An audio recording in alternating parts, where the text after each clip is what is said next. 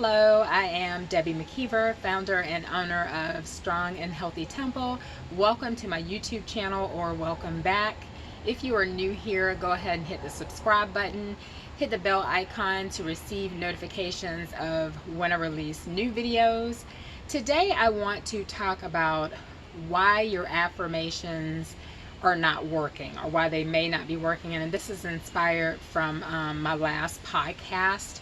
And there are probably about 12 topics that I'd like to cover, but for the sake of time, I'll only cover about 5 or 6 of them like I did on the podcast. And I actually wrote down my points because I didn't want to forget. I didn't necessarily want to cover the exact same 6 that I covered on the podcast, so I'll just randomly select here, but there are 2 in particular that I did want to cover. One of them is going to be first, but the other one I definitely didn't want to forget about it. I saved it for last on the podcast, and I think I may do that here too. And I will I'll drop the link for the podcast in the description box. Also, I'll drop a link for if you want to go deeper and you're interested in working with me one-on-one, I will drop the link in the description box for that as well. But like I said, for the sake of time, I'm just going to cover probably about 5 or 6 of these. So the first reason that your affirmations may not be working is that you're not being specific. Like you're being vague. And when you put vague intentions out into the universe or to God, then you get vague results. I mentioned on a short reel of mine that you are the boss and your subconscious is your humble servant, and your servant is ready to carry out your desires, your commands, your wishes, but you have to be clear about what you want. If if you're a parent and you have a child and you give your child vague instructions, they're not going to really know what to do, or if you're a person who has you might be a wealthy person that has like a staff, and if you're giving your staff vague instructions, then again, you're going to get vague results. I had someone tell me one time that it was concerning money, and he was just affirming that money passed through his hands, and of course with the intention of receiving money for himself. And what ended up happening is that someone gave him money to give to someone else, and so his affirmation was vague, and he actually did get what he asked for. The money passed through his hands, but it was passing through for somebody else. It's kind of just like if you affirm that you want money and you find a penny on the ground. Well, technically that is money, and you might say, well, I wanted $500. Well, you should have affirmed specifically that you wanted $500. So again, you can't be vague and expect specific results. Your subconscious does not know what you mean, and that's why it's so easy to, when you're manifesting, to trick your subconscious, because the subconscious doesn't know the difference between what's real and what's not. And that's the whole purpose of affirming, is so that basically what you're doing is you're playing make-believe, and you're tricking your subconscious until that manifests into your reality. But you have to be specific about what you want. So don't make vague affirmations, and that may be a reason why what you're affirming is not working, because you're not being clear. So get some clarity. The next one that I wanted to cover, again, I'm kind of picking these randomly, is speaking in future tense. A lot of times, and I see this a lot in law of attraction communities, where everything is out in the future. Like they'll say things like, you are going to be the next millionaire, type yes to affirm. And so then you have all these people that are getting into agreement with that, or someday everything will be well, and you have people getting into agreement with that.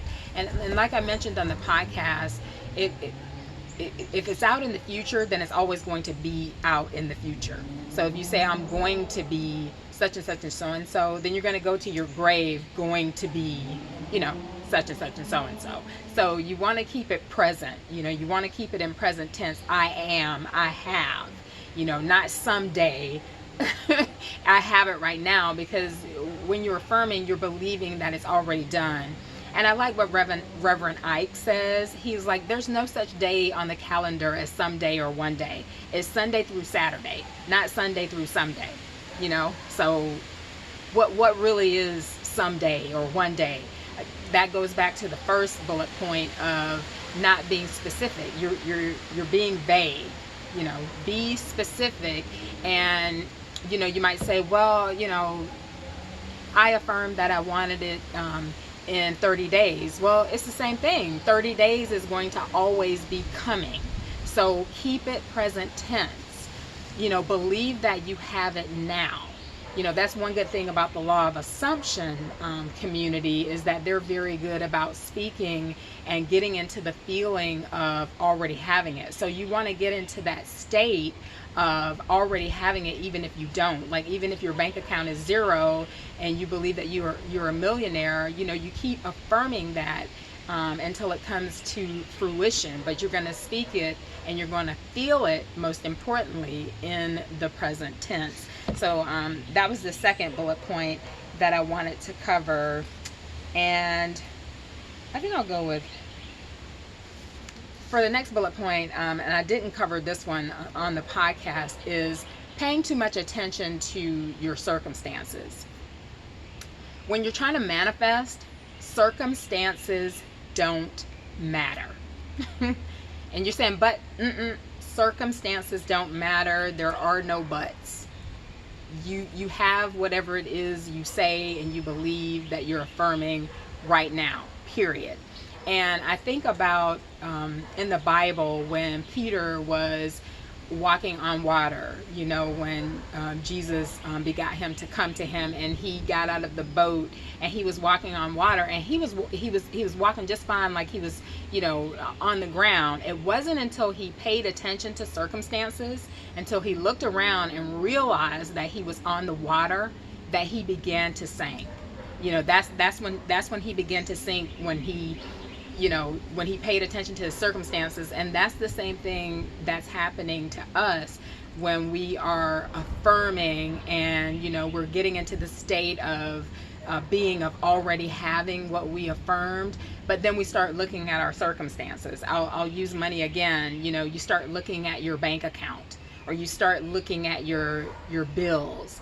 And so what happens is you start to sink. You were walking on water, but then you started paying attention to what was going on around you. So stop doing that.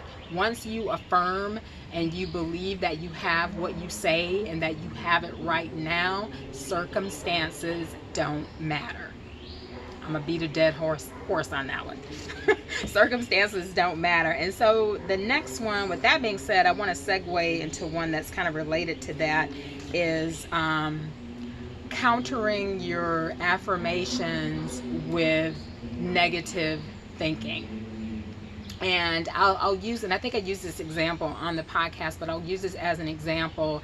Say that you are affirming that all your bills are paid, and you're saying that, you know, you believe that you've received that, you're in that state, but then you're having like these negative thoughts, or you're practicing in your mind these conversations that you're having with the bill collectors, where you're rehearsing like these conversations of negotiating payments or negotiating extensions and things like that.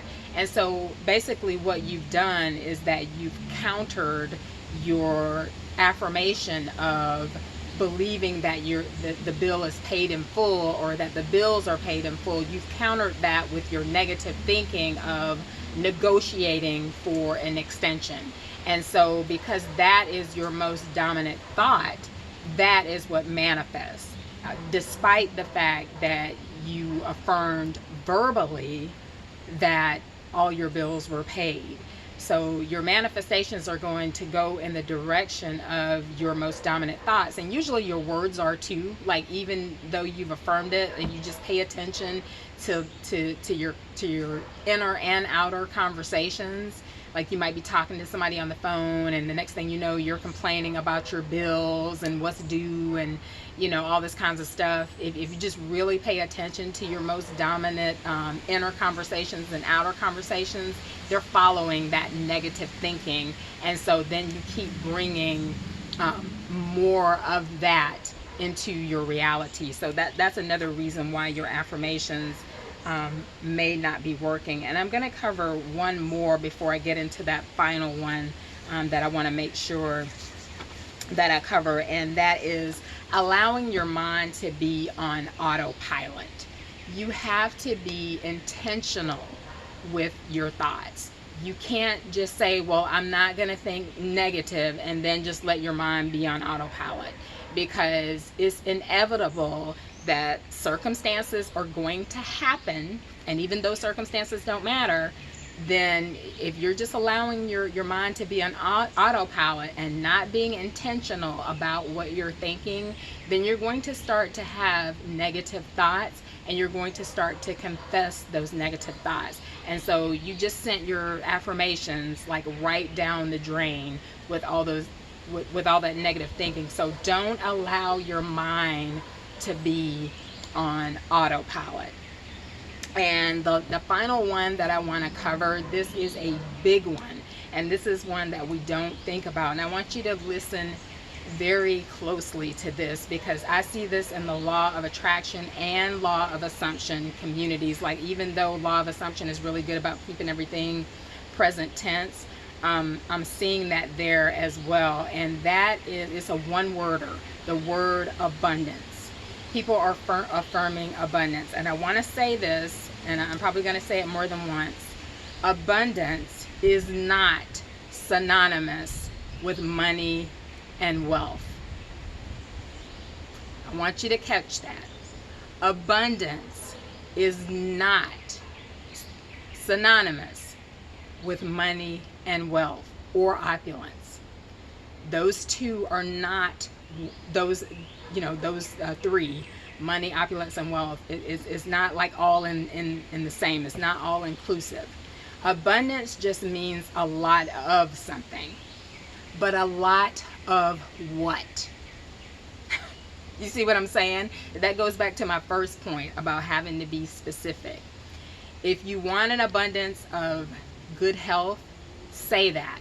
If you want an abundance of love, say that.